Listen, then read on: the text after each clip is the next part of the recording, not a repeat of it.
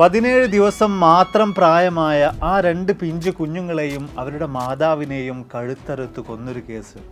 പ്രതികൾ ആരാണെന്ന് കൃത്യമായി തിരിച്ചറിഞ്ഞിട്ട് പോലും വർഷങ്ങളോളം തേടിയിട്ടും പ്രതികളെ പോലീസുകാർക്ക് പിടികൂടാൻ കഴിയാതെ പോയൊരു കേസ്.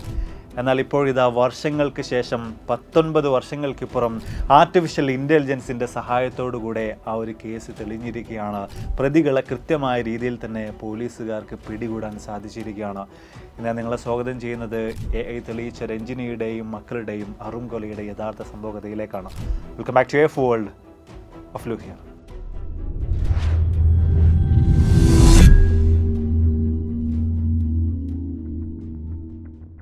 ആ 2 കുട്ടികളുടെയും ബർത്ത് സർട്ടിഫിക്കറ്റ് റെഡിയാക്കാൻ വേണ്ടി വില്ലേജ് ഓഫീസിലേക്ക് പോയിരുന്ന ശാന്തമ്മ തിരിച്ച് തൻ്റെ വാടക വീട്ടിലേക്ക് എത്തുമ്പോൾ അവിടെ അവർ കാണുന്നത് ചോരയിൽ കുളിച്ച് മരിച്ചു കിടക്കുന്ന തൻ്റെ മകളെയും 17 ദിവസം മാത്രം പ്രായമുള്ള അവരുടെ 2 ഇരട്ട കുട്ടികളെയുമാണ്.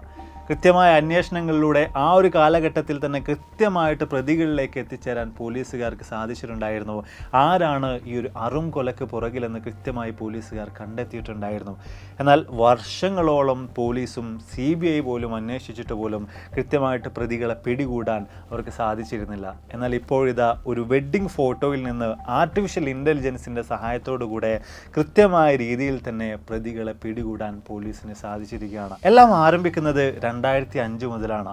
അന്ന് 23 വയസ്സ് പ്രായമുള്ള രഞ്ജിനി ടൈലറായും ക്ലർക്കായും ഒക്കെ ജോലി ചെയ്തു വരികയായിരുന്നു. അലയമണിലെ അവരുടെ വീടിന് തൊട്ടടുത്തുള്ള നെയ്ബറായിട്ടുള്ള ദിവിൽ കുമാറുമായിട്ട് പതിയെ രഞ്ജിനിക്കൊരു അടുപ്പമുണ്ടാവുകയാണ്. പതിയെ അത് പ്രണയത്തിലേക്ക് വഴുതി വീഴുന്നു. അവർക്കിടയിലെ പ്രണയം പിന്നെയും വലുതായി വന്നുകൊണ്ടേയിരിക്കുന്നു. ഈ ഒരു അവസരങ്ങളിലൊക്കെ തന്നെയും രഞ്ജിനിയെ താൻ വിവാഹം ചെയ്തു കൊള്ളാമെന്ന് നിരന്തരമായിട്ട് വാഗ്ദാനം പോലും ദിവിൽ കുമാർ നൽകിയിട്ടുണ്ടായിരുന്നു.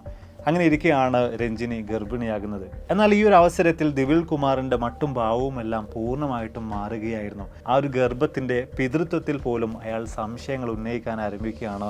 ഇരുവരും വലിയ ഒരു ഫൈറ്റിലേക്ക് പോലും നീങ്ങുകയാണ്. ദിവിൽ കുമാർ പൂർണ്ണമായിട്ട് ഒരു ആക്രമണ സ്വഭാവം എല്ലാം പുറത്തെടുക്കാൻ ആരംഭിക്കുകയാണ്. ഇതോട് കൂടിയിട്ട് രഞ്ജിനിയും ദിവിൽ കുമാറും തമ്മിലുള്ള ബന്ധം പൂർണ്ണമായിട്ടും താറുമാറാകുകയാണ്, തകരാറിലാവുകയാണ്. ഇതിനിടയിൽ തന്നെ ലീവെല്ലാം കഴിഞ്ഞതിനെ തുടർന്ന് ആർമി ഉദ്യോഗസ്ഥനായിട്ടുള്ള ദിവിൽ കുമാറിന് പട്ടാൻകോട്ടിലേക്ക് തിരിച്ചു പോകേണ്ട ഒരവസ്ഥ കൂടെ വരികയാണ്. ഒരിക്കലും തൻ്റെ ഗർഭത്തെ നശിപ്പിക്കാൻ വേണ്ടി, ആ കുഞ്ഞുങ്ങളെ ഉപേക്ഷിക്കാൻ വേണ്ടി ഈ ഒരു അവസരങ്ങളിലൊന്നും തന്നെ രഞ്ജിനി തയ്യാറായില്ല. ആ കുഞ്ഞുങ്ങളെ വളർത്താൻ വേണ്ടി തന്നെ അവർ തീരുമാനിക്കുകയാണ്. അതിനടിസ്ഥാനത്തിൽ ആ ഗർഭവുമായിട്ട് അവർ മുന്നോട്ടേക്ക് പോവുകയാണ്. അത്തരത്തിൽ മാസങ്ങൾ കടന്നു പോകുന്നു. ഏറ്റവും ഒടുവിൽ രഞ്ജിനി 2 ഇരട്ട കുഞ്ഞുങ്ങൾക്ക് ജന്മം നൽകുന്നു. വലിയ സന്തോഷത്തിലൂടെയാണ് അവർ കടന്നു പോയിട്ടുണ്ടായിരുന്നത്.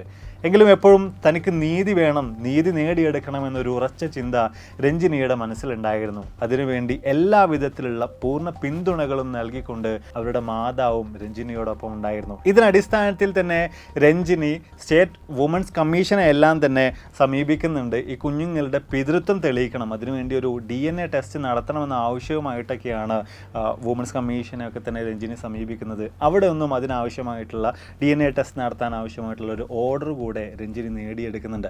പക്ഷേ ഈ ഒരു DNA ടെസ്റ്റിനെ പൂർണ്ണമായിട്ടും തടയാൻ വേണ്ടിയുള്ള ശ്രമങ്ങളെല്ലാം തന്നെ ഇതിനോടകം ദിവിൽ കുമാർ അണിയറയിൽ ആരംഭിച്ചു കഴിഞ്ഞിട്ടുണ്ടായിരുന്നു. ഇതിനെല്ലാം വേണ്ടി ദിവിൽ കുമാർ തിരഞ്ഞെടുത്തത് തൻ്റെ സഹപട്ടാളക്കാരനായിട്ടുള്ള രാജേഷ് P എന്ന വ്യക്തിയായിരുന്നു. അതിനടിസ്ഥാനത്തിൽ രാജേഷ് നേരെ നാട്ടിലേക്ക് എത്തിച്ചേരുന്നുണ്ട്, കൊല്ലത്തേക്ക് എത്തുന്നുണ്ട്. അനിൽ കുമാർ എന്നൊരു വ്യാജ പേരിൽ രഞ്ജിനിയുടെയും മാതാവിൻ്റെയും അടുത്തേക്ക് അയാൾ എത്തിച്ചേരുന്നുണ്ട്. തങ്ങളുടെ നാട്ടുകാരനാണ് എന്നൊക്കെ രീതിയിൽ പറഞ്ഞുകൊണ്ടാണ് അയാൾ പരിചയപ്പെടുത്തുന്നത്.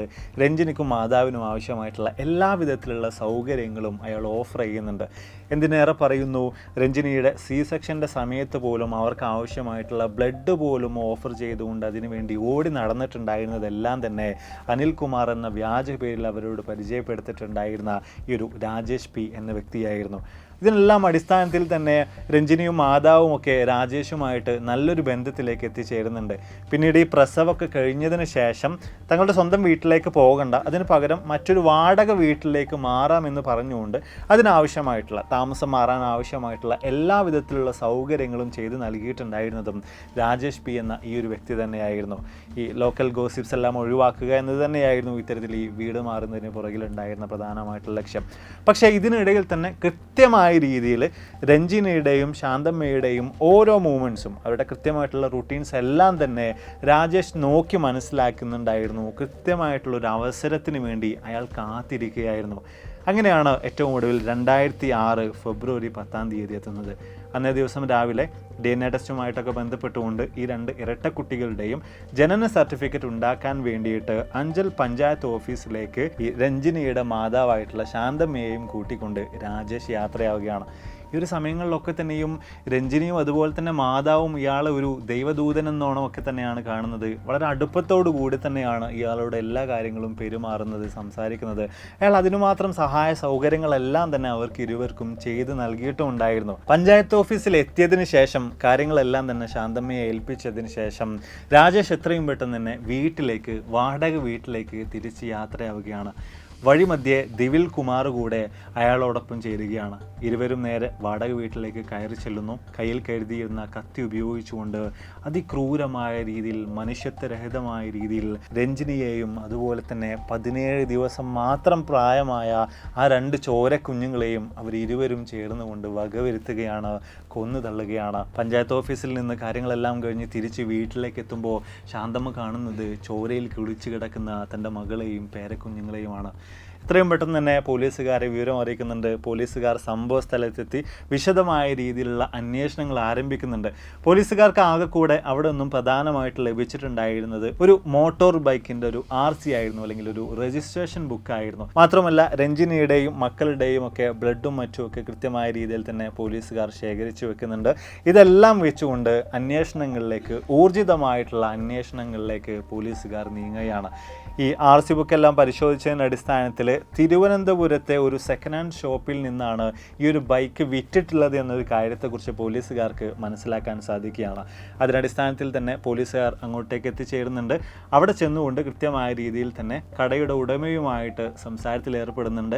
ഈ ഒരു അവസരത്തിൽ ആ ഒരു ബൈക്കും അതുപോലെ തന്നെ അത് മേടിച്ചു കൊണ്ടുപോയിട്ടുണ്ടായിരുന്ന 2 ആളുകളെയും കൃത്യമായ നിലയിൽ തന്നെ ആ കടയുടെ ഉടമ തിരിച്ചറിയുന്നുണ്ട്. അതെ, ദിവിൽ കുമാറും അതുപോലെ തന്നെ അയാളുടെ സഹപ്രവർത്തകനായിട്ടുള്ള രാജേഷ് പി എന്ന വട്ടാളക്കാരനും തന്നെയാണ് ഈ ഒരു ബൈക്ക് അവിടെ നിന്ന് മേടിച്ചുകൊണ്ട് പോയിരുന്നത്. അങ്ങനെ ഒടുവിൽ കൃത്യമായ രീതിയിൽ തന്നെ ആരാണ് പ്രതികളെന്നും എന്തിനു വേണ്ടിയിട്ടാണ് ഇത്തരം ഒരു അറുംകൊല അവർ ചെയ്തതെന്ന കാര്യങ്ങളൊക്കെ തന്നെയും പോലീസുകാർക്ക് കൃത്യമായ രീതിയിൽ തന്നെ മനസ്സിലാക്കാൻ സാധിച്ചു. പിന്നീട് അങ്ങോട്ട് പോലീസുകാർ ഇവരെ ഇരുവരെയും തേടിയുള്ള ഊർജിതമായ അന്വേഷണത്തിലേക്ക് ഇറങ്ങിത്തിരിക്കുകയാണ്.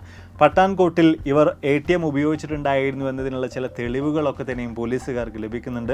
അതിനടിസ്ഥാനത്തിൽ പട്ടാൻകോട്ടിലേക്കും മറ്റുമൊക്കെ പോലീസുകാർ സഞ്ചരിക്കുന്നുണ്ട്. അങ്ങനെ ഇവർക്ക് വേണ്ടി കൃത്യമായ രീതിയിൽ തന്നെ വല വിരിച്ചുകൊണ്ടുള്ള ശക്തമായ രീതിയിലുള്ള അന്വേഷണങ്ങളിലേക്ക് പോലീസുകാർ നീങ്ങിയിട്ടുണ്ടായിരുന്നു, തിരച്ചിലുകൾ നടത്തിയിട്ടുണ്ടായിരുന്നു. പക്ഷേ എല്ലായ്പ്പോഴും പോലീസുകാർ എത്തിച്ചേരുന്നതിന് മുൻപേ തന്നെ ഓരോ സ്ഥലങ്ങളിൽ നിന്നും ഇവർ രക്ഷപ്പെട്ടു പോവുകയായിരുന്നു. വർഷങ്ങൾ അത്തരത്തിൽ കടന്നു പോവുകയാണ്. എത്രയൊക്കെ പോലീസുകാർ അന്വേഷിച്ചിട്ട് പോലും ആരാണ് പ്രതികളെന്ന് കൃത്യമായി മനസ്സിലാക്കാൻ സാധിച്ചിട്ട് പോലും അവരെ പിടികൂടാൻ സാധിക്കാത്തൊരു നിസ്സഹായ അവസ്ഥയിലേക്ക് പോലീസുകാർ എത്തിച്ചേരുകയാണ്. ഒരു കോൾഡ് കേസായി ഏറ്റവും ഒടുവിൽ രഞ്ജിനിയുടെയും അവരുടെ മക്കളുടെയും ഈ ഒരു അറുംകൊല എത്തിച്ചേരുകയാണ്. അങ്ങനെയാണ് ഒടുവിൽ 2010 കേരള ഹൈക്കോടതി ഈ ഒരു കേസ് CBIക്ക് നൽകുന്നത്, CBIക്ക് വിടുന്നത്.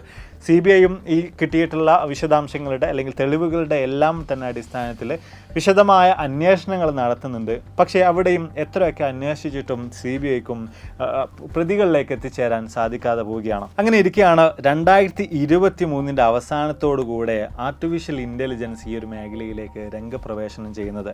കേരള ടെക്നിക്കൽ ഇൻ്റലിജൻസ് വിങ്ങിൻ്റെ അണ്ടറിലായിട്ട് 2006 ഈ പ്രതികളുടെ ദിവിൽ കുമാറിൻ്റെയും അതുപോലെ തന്നെ രാജേഷിൻ്റെയും ഫോട്ടോകൾ നൽകി വർഷങ്ങൾക്കിപ്പുറം അവരുടെ രൂപം എങ്ങനെയായിരിക്കുമെന്ന് എയുടെ സഹായത്തോടു കൂടെ തന്നെ കൃത്യമായി മനസ്സിലാക്കാനുള്ള ശ്രമങ്ങൾ പോലീസുകാർ ആരംഭിക്കുകയാണ്. അവരുടെയൊക്കെ തന്നെയും ശരീരത്തിൻ്റെ ഘടന വർഷങ്ങൾക്കിപ്പുറം എങ്ങനെയായിരിക്കും, അവരുടെ തൊലി, അവരുടെ കണ്ണ്, അവരുടെ മുടി എങ്ങനെയായിരിക്കും, ഇങ്ങനെ തുടങ്ങിയിട്ടുള്ള വ്യത്യസ്തമായിട്ടുള്ള കാര്യങ്ങളൊക്കെ തന്നെയും വെച്ചുകൊണ്ട് കൃത്യമായ രീതിയിൽ തന്നെ വർഷങ്ങൾക്കിപ്പുറം അവരുടെ രൂപത്തെ ആർട്ടിഫിഷ്യൽ ഇൻ്റലിജൻസിൻ്റെ സഹായത്തോടു കൂടി തന്നെ തയ്യാറാക്കി എടുക്കുകയും ഈ തയ്യാറാക്കി എടുത്തിട്ടുള്ള ഫോട്ടോകൾ ഉപയോഗിച്ചുകൊണ്ട് ഇൻ്റർനെറ്റിൽ സോഷ്യൽ മീഡിയയിൽ അവൈലബിൾ ആയിട്ടുള്ള വ്യത്യസ്ത ഫോട്ടോകളുടെ എല്ലാം അടിസ്ഥാനത്തിൽ ഒരു റിവേഴ്സ് സെർച്ച് കൂടെ ഉദ്യോഗസ്ഥർ നടത്തുകയാണ്. ഈ ഒരു സെർച്ചിനിടയിലാണ് ഫേസ്ബുക്കിൽ ഈ അടുത്ത കാലത്തായിട്ട് പോസ്റ്റ് ചെയ്യപ്പെട്ടിട്ടുണ്ടായിരുന്ന ഒരു മാരേജ് ഫോട്ടോയിലുള്ള ഒരാളുമായിട്ട് നമ്മൾ ഈ തയ്യാറാക്കി എടുത്തിട്ടുള്ള ഫോട്ടോ 90% സാദൃശ്യമുണ്ട് എന്നൊരു കാര്യത്തെക്കുറിച്ച് അവർക്ക് മനസ്സിലാക്കാൻ സാധിക്കുന്നത്. പിന്നീട് അങ്ങോട്ട് ആ വ്യക്തിയെ കേന്ദ്രീകരിച്ചുകൊണ്ട് അയാൾ ആരാണ് എന്താണ് എന്ന രീതിയിലൊക്കെ തന്നെയും അന്വേഷണങ്ങൾ മുന്നോട്ടേക്ക് പോവുകയാണ്. ഈ ഒരു അവസരത്തിൽ അവർക്ക് മനസ്സിലാക്കാൻ സാധിക്കുന്നത് പുതുച്ചേരിയിൽ താമസിക്കുന്ന പ്രവീൺ കുമാർ എന്ന പേരുള്ള ഒരു ഡിസൈനർ ആയിട്ടുള്ള ഒരു വ്യക്തിയാണ് അതെന്ന രീതിയിലാണ്. പക്ഷേ വിശദമായിട്ട് പിന്നെയും പോലീസുകാർ അന്വേഷിച്ചിറങ്ങുമ്പോഴാണ് അത് പ്രവീൺ കുമാർ അല്ല, മറിച്ച് രാജേഷ് പി എന്ന വ്യക്തി തന്നെയാണ്. അയാൾ പുതിയൊരു ഐഡൻറ്റിറ്റിയിലാണ് പുതുച്ചേരിയിൽ വിവാഹമെല്ലാം ചെയ്ത് സന്തോഷകരമായിട്ട് ജീവിച്ചുകൊണ്ടിരിക്കുന്നത് എന്നൊരു കാര്യം അവർക്ക് കൃത്യമായി കണ്ടെത്താൻ സാധിക്കുകയാണ്. അതിനുശേഷം അയാളെ കേന്ദ്രീകരിച്ചുകൊണ്ട് നടത്തിയിട്ടുള്ള തിരച്ചിലുകൾ അന്വേഷണങ്ങളിൽ നിന്ന് ഏറ്റവും ഒടുവിൽ എല്ലാത്തിൻ്റെയും സൂത്രധാരനായിട്ടുള്ള ദിവിൽ കുമാർ എന്ന വ്യക്തിയിലേക്കും പോലീസുകാർക്ക് എത്തിച്ചേരാൻ സാധിച്ചു. അയാൾ ആ ഒരു സമയത്ത് വിഷ്ണുകുമാർ എന്നൊരു വ്യാജ പേരിലായിരുന്നു അവിടെ പുതുച്ചേരിയിൽ ജീവിതം നയിച്ചിട്ടുണ്ടായിരുന്നത്. അയാളും ഇതുപോലെ തന്നെ ഒരു സ്ത്രീയെ വിവാഹം ചെയ്തുകൊണ്ട് സന്തോഷകരമായ രീതിയിലുള്ള ഒരു ജീവിതം തന്നെയാണ് അവിടെ നയിച്ചിട്ടുണ്ടായിരുന്നത്. എന്തൊക്കെ തന്നെയായാലും ഏറ്റവും ഒടുവിൽ CBI അതിവിദഗ്ധമായ രീതിയിൽ കൃത്യമായ പ്ലാനിങ്ങുകളോടുകൂടെ 2025 ജനുവരി 4 തീയതി ഇരുവരെയും പിടികൂടുകയാണ്. ഏറ്റവും ഒടുവിൽ നിയമത്തിൻ്റെ കണ്ണിൽ പൊടിയിട്ടുകൊണ്ട് 19 വർഷങ്ങളായി മുങ്ങി നടന്നിരുന്ന ഈ അറും കൊല ചെയ്ത 2 പ്രതികളെയും CBI വെളിച്ചത്ത് കൊണ്ടുവരികയാണ്, പിടികൂടുകയാണ്, ജയിലിൽ അടക്കുകയാണ്. അപ്പോൾ എന്തായാലും നമ്മൾ വീഡിയോസിയുടെ വൈൻഡപ്പ് ചെയ്യാണ്. ആർട്ടിഫിഷ്യൽ ഇൻ്റലിജൻസിനെ നമ്മൾ വലിയ രീതിയിലൊരു ഭയത്തോടു കൂടെയൊക്കെ തന്നെയാണല്ലേ നോക്കി കാണാറുള്ളത്. ആർട്ടിഫിഷ്യൽ ഇൻ്റലിജൻസ് വരുമ്പോൾ നമ്മുടെയൊക്കെ തന്നെ ജോലി പോകും എന്നൊക്കെ നമ്മൾ ഭയങ്കരമായിട്ട് പറയാറുണ്ട്. പക്ഷേ കൃത്യമായിട്ട് AI എങ്ങനെ ഉപയോഗിക്കാമെന്ന് നമ്മൾ മനസ്സിലാക്കി കഴിഞ്ഞാൽ ഇത്തരത്തിൽ വ്യത്യസ്ത രീതിയിലുള്ള നേട്ടങ്ങളുണ്ട് എന്ന കാര്യത്തെക്കുറിച്ച് ഈ ഒരു വീഡിയോയിൽ നിന്ന്, ഈ ഒരു വിഷയത്തിൽ നിന്ന്, ഈ കേസിൽ നിന്ന് കൃത്യമായി നിങ്ങൾക്ക് മനസ്സിലാക്കാൻ സാധിച്ചിട്ടുണ്ടാകുമെന്ന് വിചാരിക്കുന്നു. ഇവിടെ ഇപ്പോൾ ഈ AI കാരണം ഒരുപാട് ജോലി നഷ്ടമുണ്ടാകും എന്നൊക്കെ നമ്മൾ പറയുമ്പോൾ ഒരിക്കലും AI അല്ല പൂർണ്ണമായിട്ടും ഈ ജോലിയെല്ലാം തന്നെ അപഹരിച്ചുകൊണ്ട് പോകുന്നത്. മറിച്ച് കൃത്യമായിട്ട് ആർട്ടിഫിഷ്യൽ ഇൻ്റലിജൻസിനെ ഉപയോഗിക്കാൻ അറിയുന്ന ആളുകളാണ്. സോ ഞാനും നിങ്ങളും എല്ലാവരും ഒരുപോലെ തന്നെ AI കൃത്യമായിട്ട് ഉപയോഗിക്കാൻ അറിഞ്ഞിരിക്കേണ്ട, മനസ്സിലാക്കിയിരിക്കേണ്ട, അടിയന്തരമായിട്ട് പഠിച്ചിരിക്കേണ്ട ഒരു കാലഘട്ടത്തിലൂടെയാണ് നമ്മളൊക്കെ തന്നെ ഇന്ന് കടന്നു പോയിക്കൊണ്ടിരിക്കുന്നത്. വ്യത്യസ്ത സോഴ്സുകളൊക്കെ തന്നെ നിങ്ങൾക്ക് അതിന് വേണ്ടിയിട്ട് യൂസ് ചെയ്യാം. ഈവൻ നമ്മൾ പോലും ആർട്ടിഫിഷ്യൽ ഇൻ്റലിജൻസിൻ്റെ ഒരു കോഴ്സ് പ്രൊവൈഡ് ചെയ്യുന്നുണ്ട്. ഏതൊരു AI ടൂളും അതിൻ്റെ മാക്സിമം പൊട്ടൻഷ്യൽ എങ്ങനെ ഉപയോഗിക്കാമെന്ന കാര്യങ്ങൾ നിങ്ങൾക്ക് വളരെ ലളിതമാക്കി മനസ്സിലാക്കി തരുന്ന രീതിയിലാണ് മലയാളത്തിലുള്ള നമ്മുടെ ആ ഒരു കോഴ്സ് വരുന്നത്. അതും നിങ്ങൾ എപ്പോഴാണോ ഫ്രീ ഉള്ളത് ആ സമയത്തൊക്കെ തന്നെയും നിങ്ങൾക്ക് കയറിയിട്ട് നമ്മുടെ ക്ലാസ്സുകൾ കണ്ട് മനസ്സിലാക്കിയിട്ട് അതൊക്കെ നിങ്ങളുടെ ജീവിതത്തിൽ ഉപയോഗിക്കാൻ സാധിക്കുന്ന രീതിയിലാണ് നമ്മുടെ സർട്ടിഫൈഡ് കോഴ്സ് നമ്മൾ പ്രൊവൈഡ് ചെയ്യുന്നത്. അപ്പോൾ അതിൻ്റെ ലിങ്ക് വേണമെങ്കിൽ ഞാൻ ഏതായാലും താഴെ കൊടുക്കാം. തീർച്ചയായിട്ടും നിങ്ങൾക്കൊന്ന് കയറി നോക്കാം. മാത്രമല്ല നമുക്കറിയാം ഓരോ ദിവസവും പുതിയ AI ടൂൾസ് എല്ലാം വിപണിയിൽ വന്നുകൊണ്ടിരിക്കുകയാണല്ലേ. അപ്പോൾ നമ്മൾ കൃത്യമായിട്ടൊരു ഇൻ്റർവെല്ലിൽ നമ്മുടെ ഈ ഒരു കോഴ്സും അപ്ഡേറ്റ് ചെയ്തുകൊണ്ടിരിക്കുന്നുണ്ട്. സോ ഈ ഒരു കോഴ്സ് എടുത്തു കഴിഞ്ഞാൽ ഒരിക്കലും നിങ്ങൾ AI മേഖലയിൽ പുറകിലാക്കപ്പെടില്ല. അപ്പോൾ ലിങ്ക് കാര്യങ്ങളൊക്കെ ഞാൻ ഏതായാലും താഴെ കൊടുത്തിട്ടുണ്ട്. അപ്പോൾ നമ്മുടെ വീഡിയോ കുറിച്ചുള്ള നിങ്ങളുടെ അഭിപ്രായങ്ങൾ തീർച്ചയായും താഴ്ന്ന് രേഖപ്പെടുത്താൻ മറക്കരുത്. അപ്പോൾ ഇതിൽ നല്ല ഒരുപാട് വീഡിയോസുകളുമായിട്ട് കണ്ടുമുട്ടാം എന്ന പ്രതീക്ഷയോടെ ബൈ.